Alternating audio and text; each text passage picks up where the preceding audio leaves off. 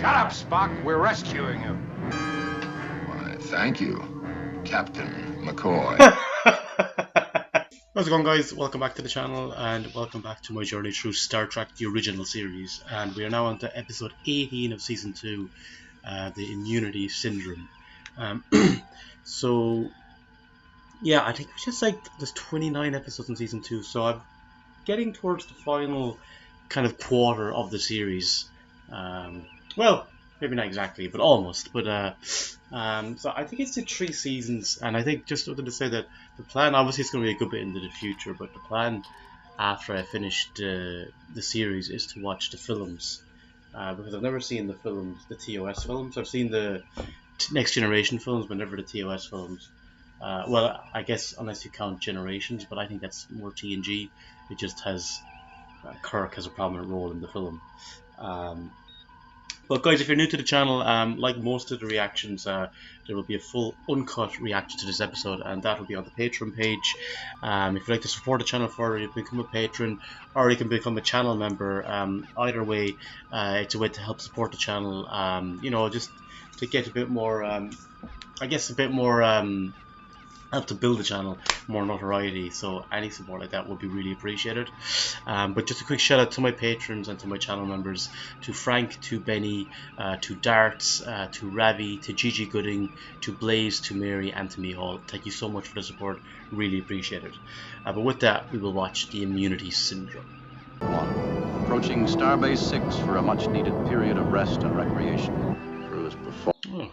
Could we have a relaxing episode? Captain, I was a message from Starbase pretty ladies, 6. maybe. It's heavy interference. All I get is Intrepid and what sounded like a sector coordinate. It is manned by Vulcans, isn't it? Yes, that's right. Enterprise calling Starbase. Enterprise calling Starbase. Vulcans. You get a sense? The Intrepid. It just died. And the 400 Vulcans aboard. All dead. Come on, Spock. Let's go. So that wasn't a sensor reading, that's something he sensed in his mind. Captain. No. That's an order. I didn't know Vulcans had that capability, that they could sense something like that. I mean, I know they can do mind melds and all that, but I didn't know they had that capability. Sir, the Enterprise just completed an exhausting mission. We're on our way in for R&R. There must be another starship in that sector. We've lost all contact with Solar System Gamma 7A, which the Intrepid was investigating. Report progress. Order acknowledged. Kirk out. For this investigation on fatigue, because they just said they had like a really long mission. Fourth magnitude sun. There are billions of inhabitants there. It is dead. Definitely an intriguing cold opening. How can you be so sure the Intrepid was destroyed? This is what I want to know.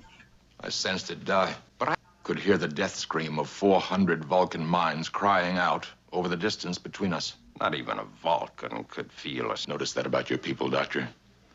You find it easier to understand the death of one than the death of a million. But what I find strange as well is like just him saying the screams of the 400 Vulcans, because they're often so devoid of emotion. It's weird to hear that description of Vulcans, you know?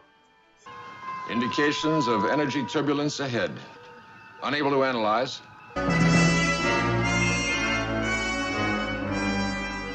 What is that? You'd be able to see stars through a dust cloud. Looks like a hole in space. That's what I was thinking.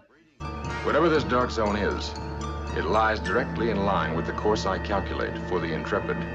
Probe ready. Switching data feed to library computer. Launch probe. Jeez.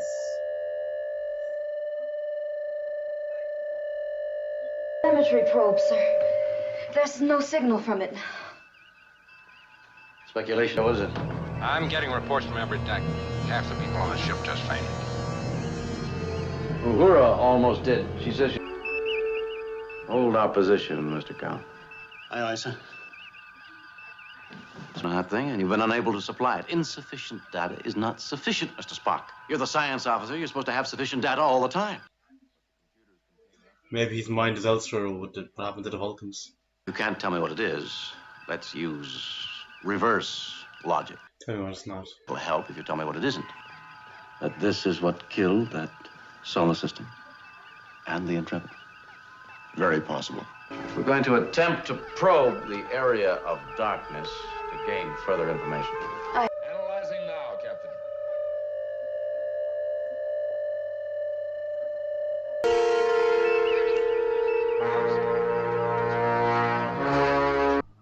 Did they go into it? Negative, Captain. The black hole? All systems functioning properly. That happened to the stars. Unknown, Captain. Yeah, I don't want anybody folding on the bridge at a critical moment. Kirk is on the brink, to be honest. What's that? Stimulant. That last burst of noise before we started losing power? That sound was the turbulence caused by the penetration of a boundary layer, Captain. The boundary layer between what and what? Between where we were and where we are. As we draw closer to the source, it grows stronger, and we grow weaker. Well, would you not pull away from it then? I recommend survival. What do you mean? Let's get out of here. Yeah. Our orders do not say stay alive or retreat. Our mission is to investigate. Oh. We're sick. You're on the brink of, like, becoming unconscious. 2/3 of the crew are incapacitated. Yes, say it, Bones. According to the life monitors, we're dying. We're all dying. And this is what happened to Vulcans. Okay, surely now, hearing that, you have to turn back. We are accelerating. We're being pulled toward the center of the zone of darkness. By what, Spock? Unknown, Captain. What do you think, Scotty? Forward thrust? I don't know, sir. It goes against the rules of logic. Whatever it is, it would seem to be the same thing which drew all the energy. It's a shield of some kind. Some form of protection for something else. But what? Maybe, like, the harder they try with the ship to get out, the more fatigued and... I knew the ship was lost because I sensed it. What was it you sensed? A touch of death. Maybe he might get another sense on, you know, with the crew. Maybe a sense of some sort that might help them. Maybe he might trigger another memory of something that the Vulcans figured out, but... Well, we're maintaining our distance, Mr. Spock. Have you ascertained yet what we're maintaining our distance from? What is it not? But I would say it has found us.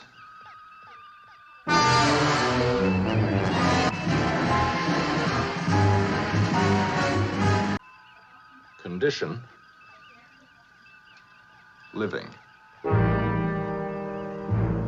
I kind of figured that. Or imagined that would be the case. It wasn't just like a random thing floating. Is there any way to communicate with it? That is an amoeba. Yes, I remember my basic biology, Doctor. Do you mean to tell me that that thing out there is a giant single-celled? We merely have a little more time than the Intrepid did. What about this? We've got to take a closer look at it. The closer we get, the faster our energy drains out. Perhaps we could risk the shuttlecraft. Perhaps with a protective shield. I'm not sending anyone anywhere. We have sent unmanned probes into it. They have given us some information, but they have not told us what we need to know. The lurch we felt was the turbulence of its reaction. All right, so I'd know enough to go slow. You have a martyr complex, Doctor. I submit that it disqualifies you. Spock will go. That I intend to pass up the greatest living laboratory The since... Vulcans saw it first. Gentlemen, I am not taking volunteers. You don't think you're going? Well, I'm better qualified as a command pilot than you are. Further, you are not a science specialist. Spock is going. Maybe he feels it's personal as well because it killed the Vulcans. Well, we could learn more in one day. We don't have one day. Yeah, what the hell are you talking about? Science discovery is not more important than the lives of the crew. Also because it's a threat. Which of my friends do I condemn to death? I'm sorry, Mr. Spock. You're best qualified to go. Oh, Vulcan dignity. How can I grant you what I don't understand? Wish me luck.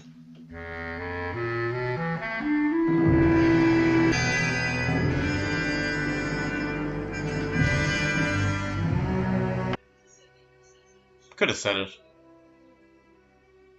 Good luck, Spock. There you go. Contact in 6 seconds.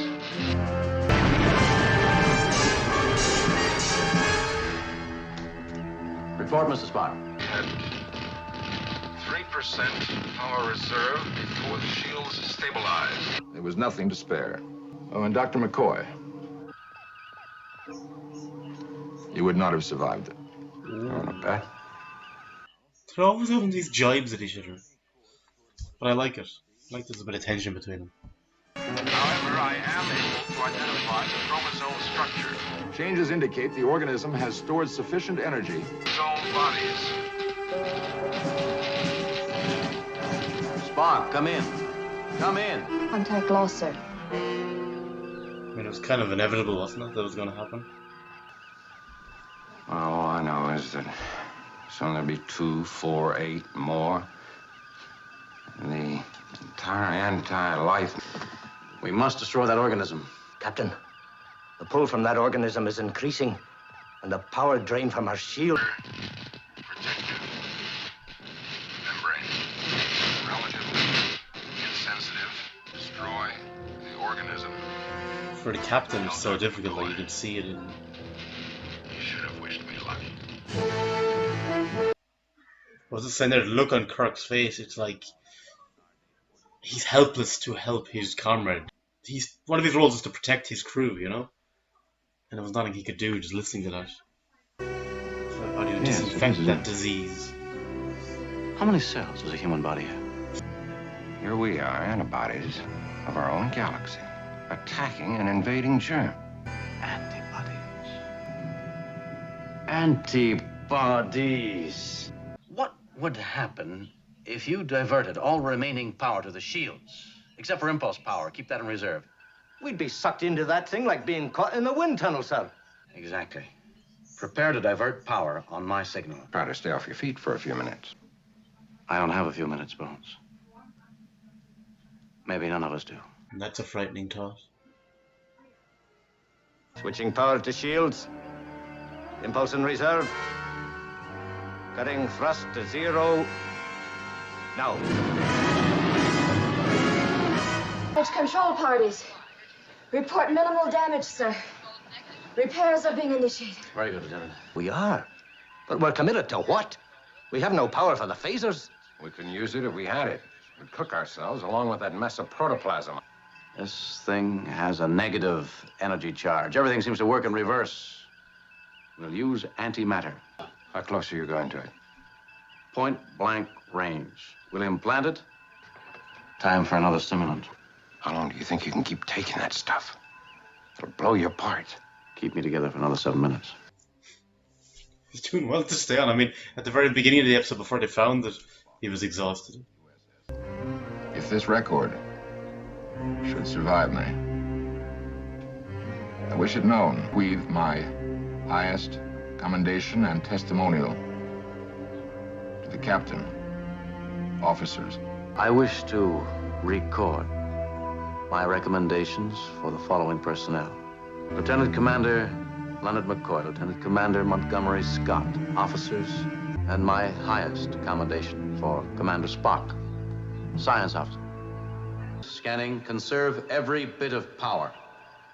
We must make it through the membrane before that thing explodes. Back us out the way we came in. Mr. Chekhov, a nice, straight line. Don't waste any time. Ugh, all the debris. Spock, do you read me? Do you read me, Spock? Do you read me? Got to get a tractor beam. Captain, we don't have enough time to do it. We only have a 53-second escape mark. 2 tractor beams on that shuttlecraft. Aye, sir. Tractor beams on. Shouldn't risk it. One person. Ship further on my behalf. Shut up, Spock. We're rescuing you. Why, thank you, Captain McCoy. Almost out. We're approaching the membrane, sir. Time until explosion. 57 seconds, sir. You may have just written our epitaph, Mr. Scott.